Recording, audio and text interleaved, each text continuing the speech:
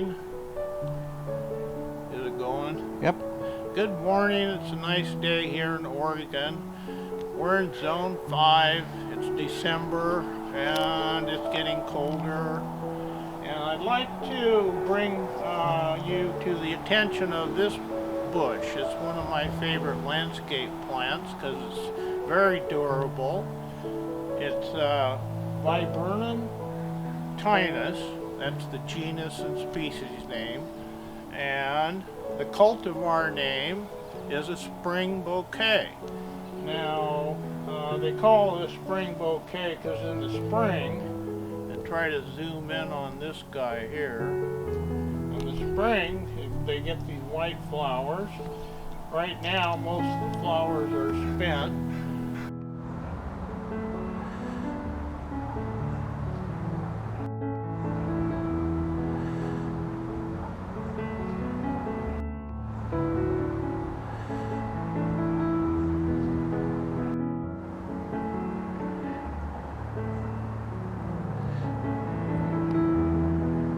Okay, now this is another spring bouquet. It's growing on this steep bank by our house, and the idea is I want this thing to fill in and cover over to here and over to here up to there and to choke the weeds out.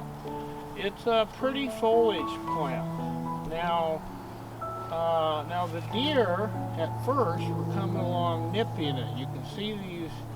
We'll look at a close-up later. Is the focus going in and out okay? Now, what I did, you barely can see this net, and when Dave does a close-up, he can show this netting, and I'm holding the netting high.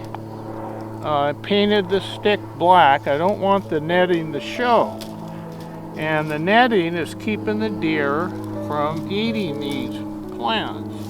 And you can notice they're getting new growth now, and it looks to me like the deer are kind of giving up on that plant. So anyway, this is a Viburnum tinus spring bouquet, and we're able to get it growing again. This plant here, it's a type of rhododendron. It's a PJM elite rhododendron. Now rhododendrons like acid soils, and those are soils. Now soils go from 0 to 14 in terms of acidity, and when the soil starts going above 7 is where soils are neutral. They're not acid, they're not base. But when the soils go from 7, 8, or 9, they're becoming alkaline. Alkaline soils are found in eastern Oregon and different places. Now, if you notice, this plant is not very full. It doesn't really, something's wrong. Well, what's wrong is this plant is in a number 8 soil, alkaline. Now, I'm gradually converting it over to where it's going to be an acid. And I'm doing that with chemical treatments. So, I've got one here. Can you see that one there? Same thing, the leaves. The leaves are real sparse, and if it gets real bad, they turn yellow and fall off. Now, some of these leaves, they shouldn't be falling off like this.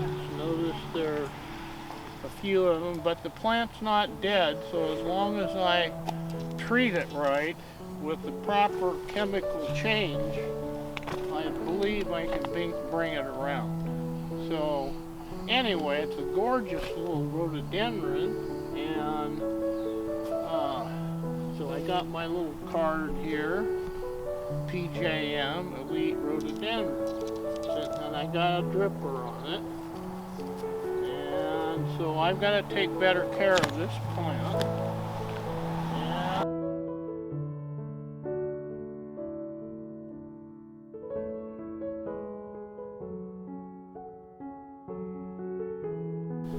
a fine plant for zones 5, 6, and 7. It's related to the laurel cherry family. The name of this one's a Prunus laurel cerasus autolucan. So maybe you can focus in on these leaves. Now the leaves are nice. They're not, it's a foliage plant. I don't know if you can see, but the flowers in December, that's the last flower right here.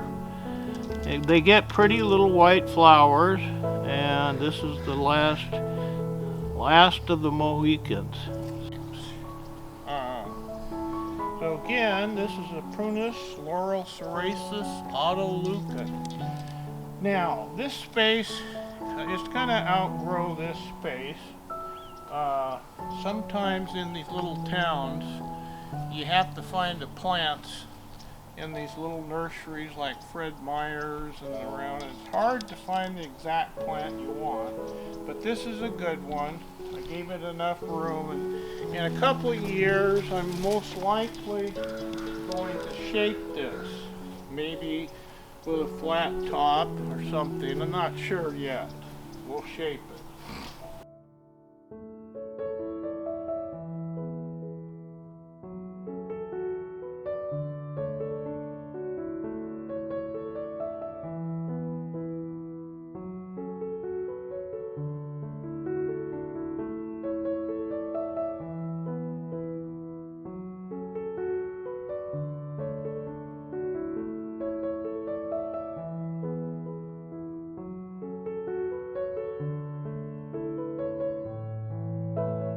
Okay, now right here behind me is a plant that will fill in pretty fast.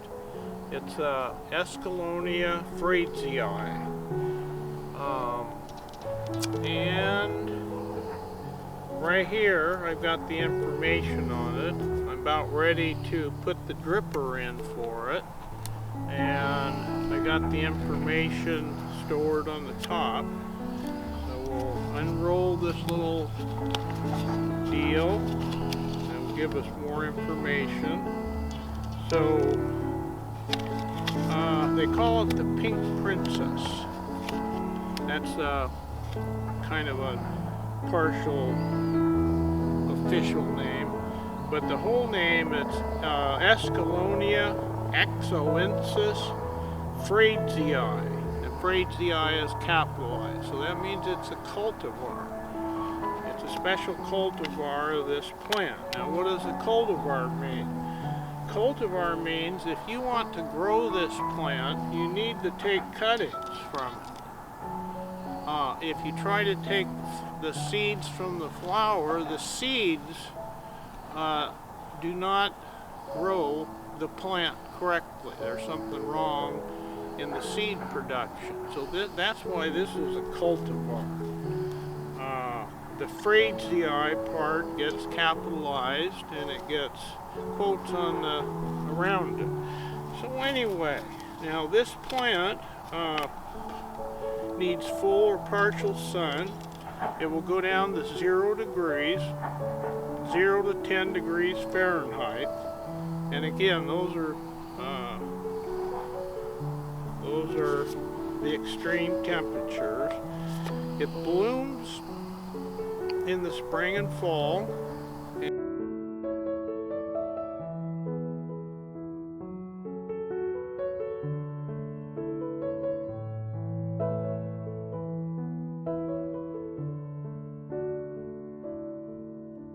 And it likes well-drained soil. Now later, it gets rosy red flowers in clusters, and it blooms spring through fall. So that's why I like this plant. And I also like this plant because it grows for you. It really grows.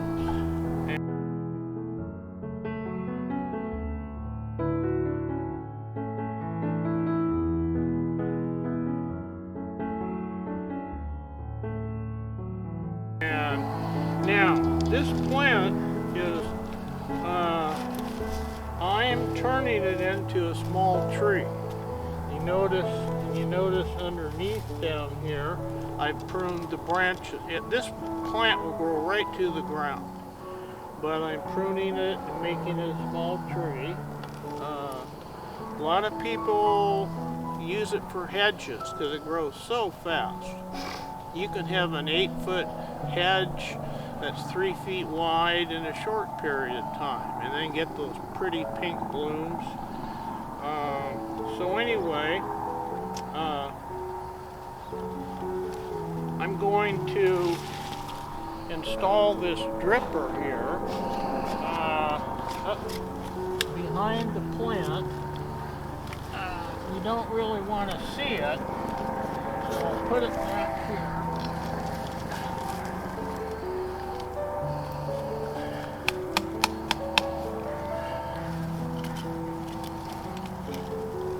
Kind of have trouble wrestling around here.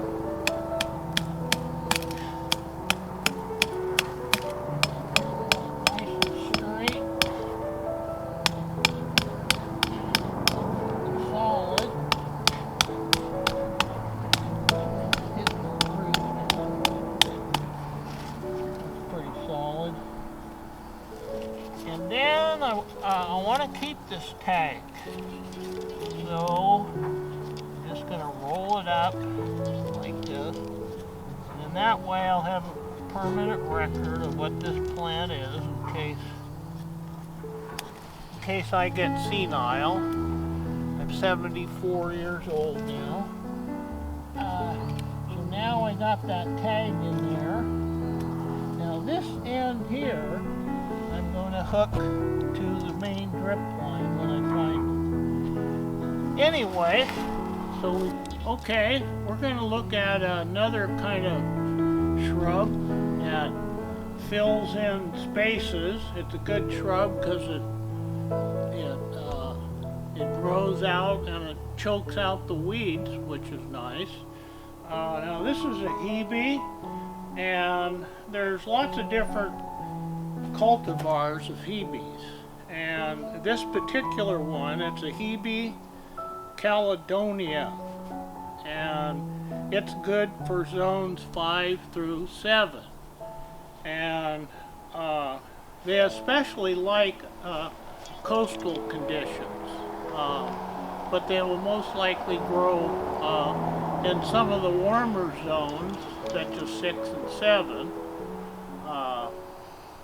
Now when I'm talking about zones, I'm talking about sunset zones, because the U.S. Department of Agriculture also has a zoning system, which is different. So if all your books have USDA zones, you're going to need to convert them over to sunset zones. So here we've got zone 5 through 7. Now this plant's a nice compact plant. You can see it's growing well. And we'll go in here and get a close-up of the flowers. Now it's flowering in December, if you can believe that. It's getting a nice flower. And you can see the red leaves.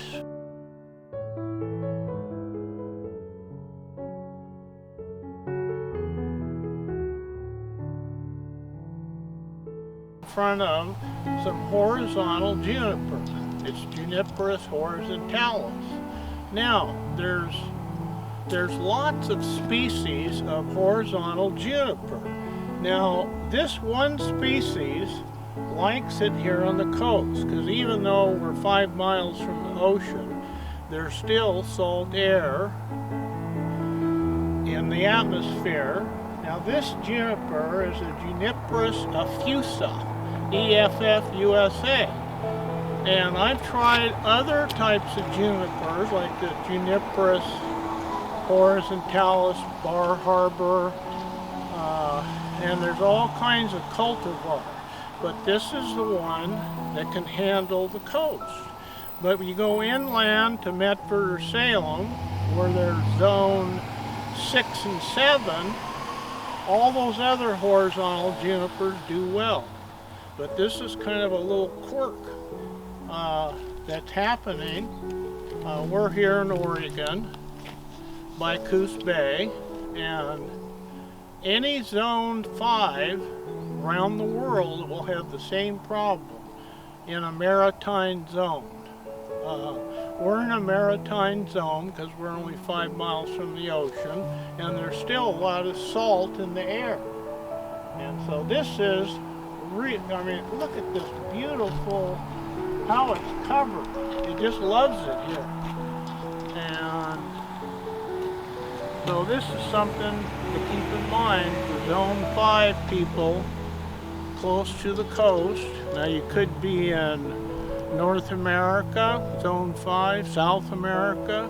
You could be in Europe, Asia, Australia. Any of those zones, you should be able to grow this stuff in your maritime zones. And I'm guessing you'd have to, if you're within 5 miles of the ocean, this is probably the one to use.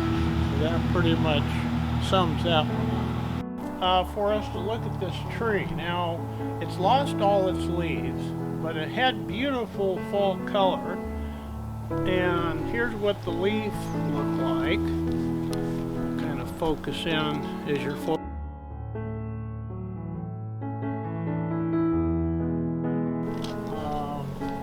Now it just slipped my mind. Let's pause for a second.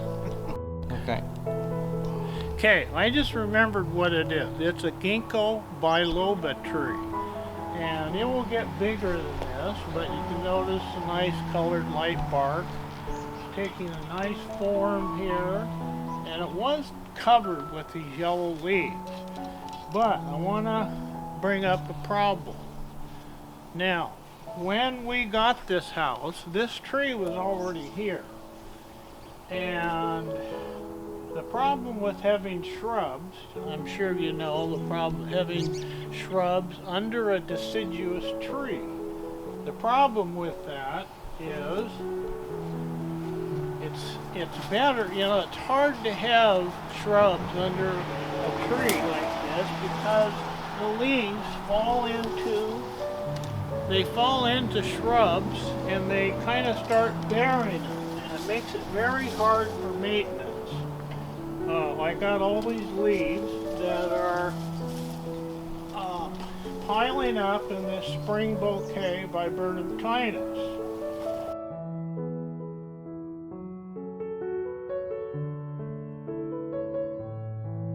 My only choice is to keep raking the leaves out, or just every year, just, you know, it's hard to get them out of here. You shake the, you can kind of shake it, yeah, but if the leaves get too prolific, they'll just bury. So one of my choices, I'm not going to let this tree grow much bigger. I'm going to prune it so it doesn't just bury everything. But anyway, again, this is a ginkgo biloba, and they have pretty structure, and the leaves are unusual and they're interesting. So we can talk more about this one later. So now we're going to move to the next plant. And so we'll pause.